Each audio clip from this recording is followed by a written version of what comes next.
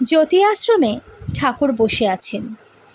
একদিন প্রশ্ন করলেন, বড় বউকে আপনাদের কী রকম মনে হয়?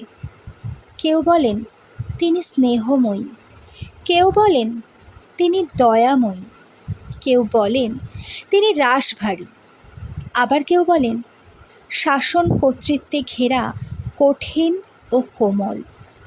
ঠাকুর তার একটি মাত্র পরিচয় দিলেন, বললেন, আপনাদের ঠাকুর যদি নারী দেহ নিয়ে জন্মাতো তাহলে তার যে রূপ হতো তা ওই বড় বউ, নারী দেহ আশ্রিত পরিপূর্ণ ঠাকুরের প্রতিরূপ।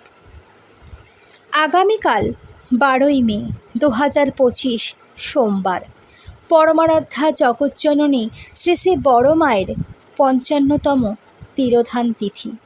সকল সৎসঙ্গী